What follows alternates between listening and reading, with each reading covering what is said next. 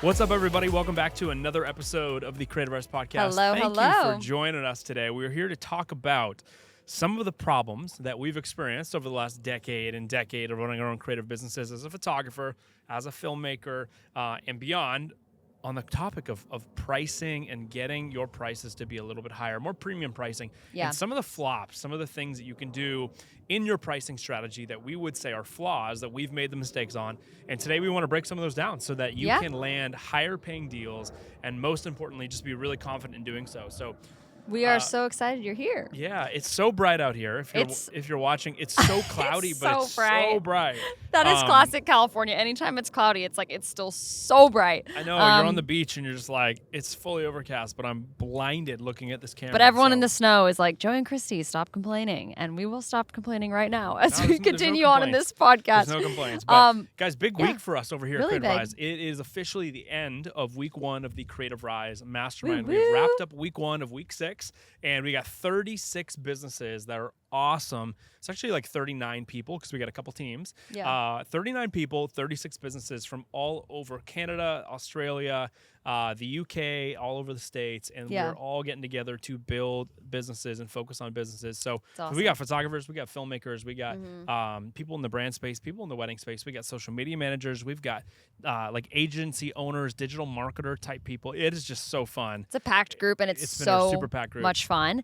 And we've got some wins that we want to share from this week. It's literally week 1, and we're already getting incredible wins, which is awesome. So I'm going to shout a couple people out from this round. Lexi Healy, she is in Nashville. She's starting a social media management agency. She literally started it the day of the mastermind. She's so awesome. Which is incredible. She's just making stuff happen. And so she literally just started her business, and she already landed a $2,000 a month deal. That's a retaining client that she's going to have on for the year. She also booked a $650 client per month real estate agent that she's doing some stuff with, which is super cool.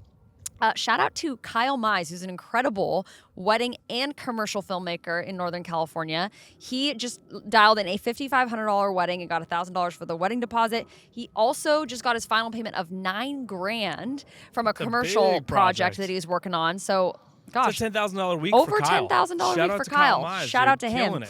And then Morgan Jewell, who is also running some digital marketing stuff, really cool company working with commercial clients. She just got a $1,500 a month dream client, and she's so excited about it. And we got some more. We got Ben and Marcus from Filmatic, all the way from Coeur d'Alene, Idaho. They had an $8,500 week that a $3,500 wedding payment and a $5,000 brand video payment, which is awesome. Yeah. And then we also had Chris. Chris just signed another deal this morning. We're going to save it till next week's podcast, though. It's technically a week 2 win because we just got into week 2. But Chris locked down a $2,000 deal for the next month this week in week 1, which is really cool. And there's been so many other wins, but here's one of the things that I love about these wins. This is a win that wasn't even monetary. This is from Rich. Shout out to Rich. He's from Houston. Awesome guy. Very talented brand photographer. And he shoots a lot of like corporate stuff, a lot of events. He said, man, that call was so dope. Thank you, Joey and Christy, for taking time out of your day to help us. My personal takeaway and one-liner was you want to call out the value so that the value is realized. Now, we're going to be talking about that a little bit today, but I love wins like that are actually more important to me than monetary wins, because the monetary wins for the rest of Rich's life will come because of learning and really understanding things like this. So we're going to talk about that a little bit more. But if you want more info on the Creativ Rise Mastermind, we actually just got a message. I was just reading this to you. We got a message like 25 minutes ago from somebody being like, hey, I've been binging your podcast the last couple of days. I just quit my job to go full-time into creative work, which is so cool. Shout out to this dude. And he's like, when's your next mastermind? I told my wife that we need to go all in. I love and so that. if you're someone who's already like, I missed out on this mastermind, you guys are already in week 1. When's the next one coming? The next one is coming fall 2025. We run one in the spring, one in the fall every single year, and have so since 2019. So the next one's coming fall 2025. Make sure you go get on the wait list, creativrise.com. You'll get all the info, and you'll be the first to hear about it. But why don't we talk about premium pricing? Let's talk about premium pricing. We've been talking about pricing all week long. We're talking about offers, all that kind of stuff. And you can have the most dialed offer, right? You can have the most dialed portfolio. You can even have, like, honestly, some really great sales call tips that you're implementing and great pricing. But ultimately, if you make some of these mistakes, and these are learned by our own experience mistakes. There's one or many failure stories off the back of all the things that we're about to talk about. But if you if you make some of these key mistakes, it's like a house of cards. You pull one at the bottom and they all fall down. The deal doesn't go through. So you may be like, oh, it's my pricing, or oh, it's my website, or oh, it's this. But maybe it's actually one of these things that's keeping you from landing deals or premium price deals. Or maybe you're looking at us and going, hey, you know what? Like Joey and Christy, or maybe other creatives, how are you landing things that are like $15,000? $50,000, like $5,000. Like, how are you landing these things when sometimes I can't even get a $400 gig, right? And it's some of these key takeaways and maybe some of these mistakes that maybe you're making, just like we've made them before, that are hindering your process and actually landing the deals you want at the price you want. So we've got about 5 different mistakes that we've seen that most creatives make when it comes to premium pricing and selling premium things. Yeah, so if you are someone who often gets ghosted in the process, like you show some prices and then you get ghosted, this episode is for you because you might be making a couple of these mistakes. And the first one, Christy, is very, very important, and it is saying the price too early. Yes. Now, when we say this, a lot of people, you might be listening, you might be going, oh yeah, you're so right. Whoever says the price first loses. That's not what we're saying. And is that true?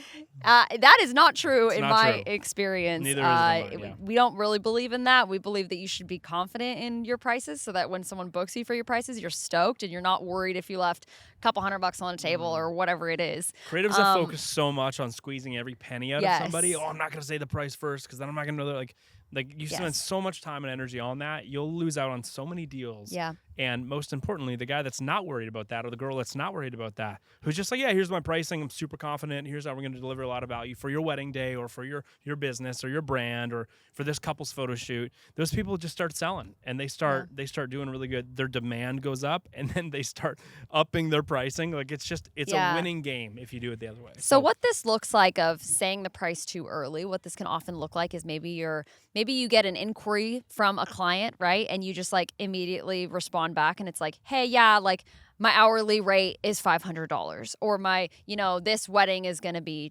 $2,500 or hey, my wedding's $5,000, $10,000, whatever it is. You're responding with the price first. We say that, yes, of course, like be upfront about your pricing. And if a client is asking for pricing, you don't hide it. However, you don't lead with pricing. Or maybe you jump on a sales call and it's like the first thing that comes out of the client's mouth is, okay, well, so what's this going to charge?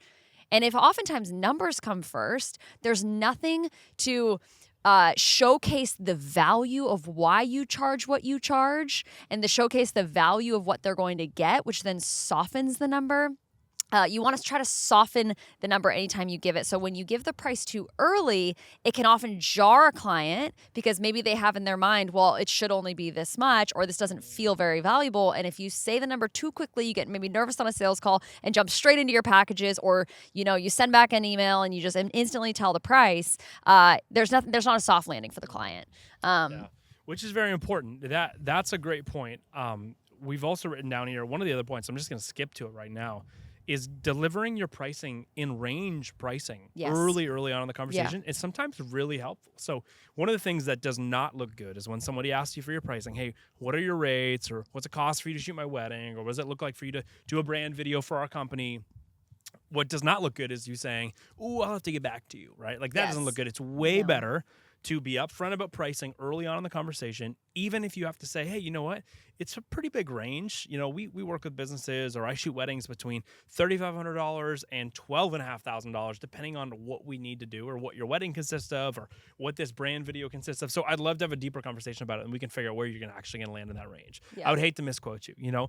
That builds trust. That does not skirt around the pricing conversation. So tip number 1 is you don't want to deliver the price too early, because you always want to make sure you're being able to extinguish value, like show them value, distinguish the value before you give your pricing. Now, if they straight up ask you for your pricing, you want to give it to them in a range, typically, then ask them to figure out what it would look like to actually nail down what the scope of work would look like for their project. And then you want to talk about the value, which is a very important thing. Anytime you get put in a situation, this has happened so many times to me, especially when I was younger and I was starting my business, where you get put in an awkward situation where a client asks you for the price and you don't know what to do other than just like write them back a price. And you're like, I know, or just say it back on the sales call. I know I'm going to get ghosted. Like that is not a good place to be in. So if you ever feel like you're in a moment like that, look for ways to describe the value, look for ways to give a budget range, and then look for ways to ask them more questions about their scope of work that will then lead you to helping them understand what the price could look like. And all you have to say is, hey, I would love to get you a price. I got to know a few more things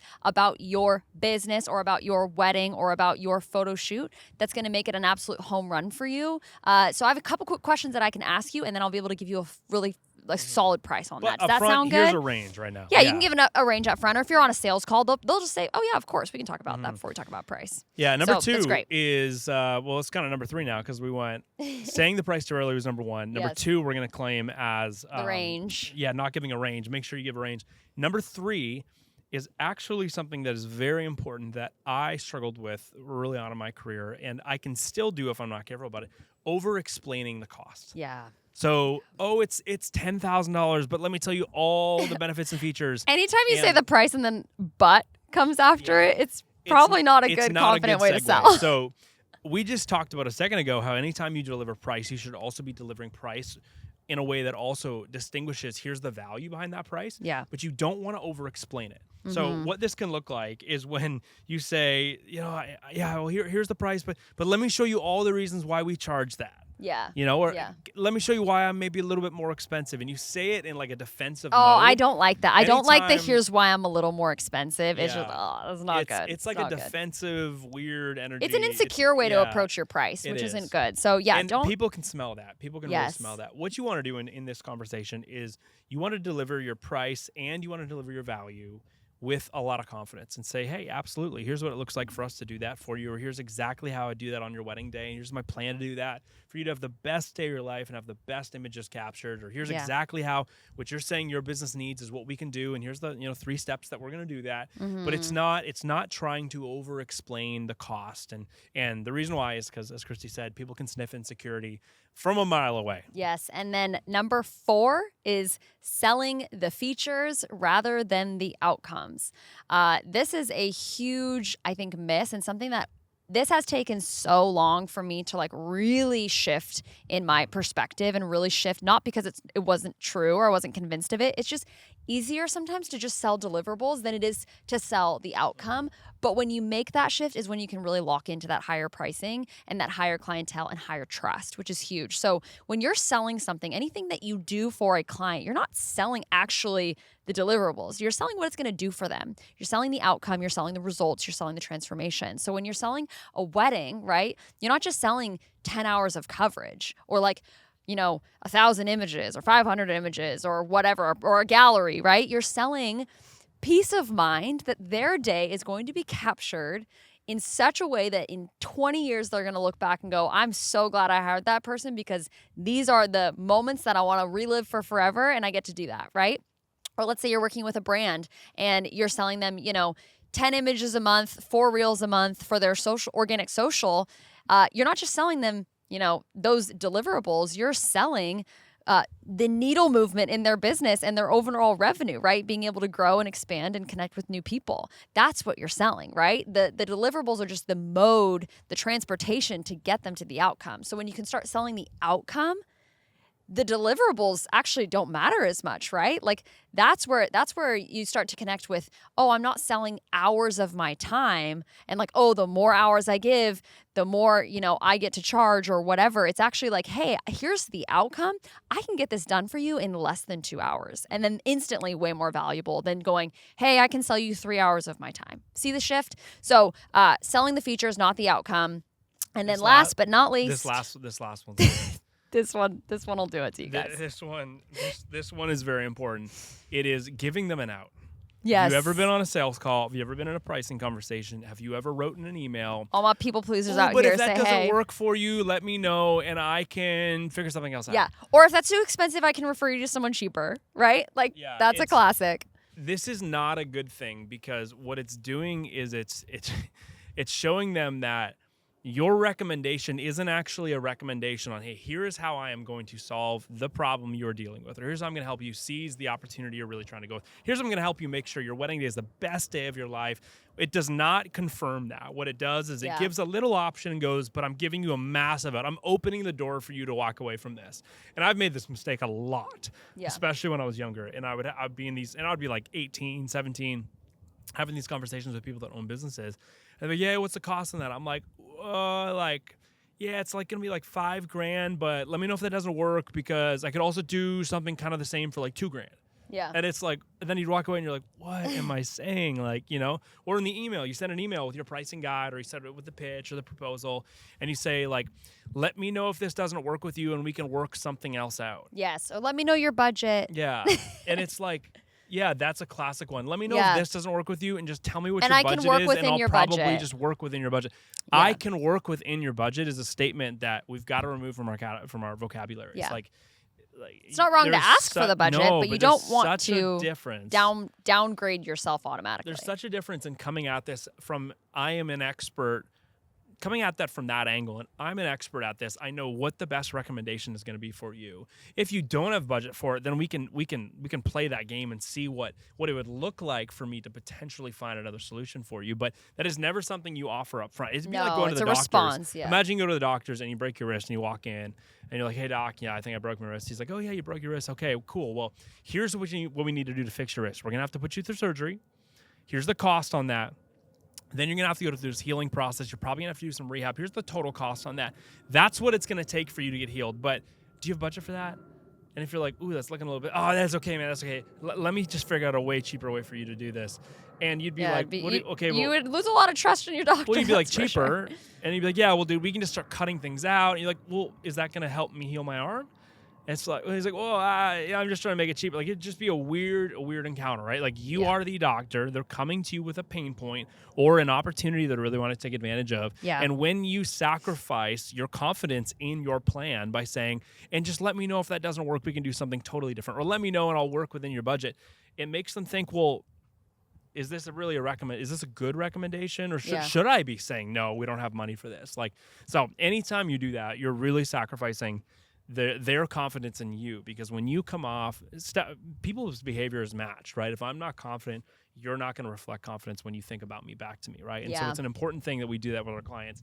We need to really own that we have got a really good solution for something. We need to bravely just call it as it is, throw a price on it, and talk about what the opportunity is going to look like for us to deliver on that service, rather than throwing in those little one-liners at the end. Oh, but let me know. I can always change things. Yeah, so avoid these pitfalls when it comes to talking about pricing with your clients, bringing up pricing, and have the confidence to do it, right? Like, get around other people, borrow some confidence from other people that are selling things that maybe feel scary to you or feel like, oh man, they're charging more. Maybe grab a friend and be like, hey, let's go to a nearby coffee shop and we'll just role play. We'll pretend like I'm the client. I love that. You're the person selling something, and I'm going to sell you my packages, and I'm going to say the number, and you have to hold me accountable that I don't do these things. Like, write them all out and go, hey, let's hold each other accountable. Let's practice this.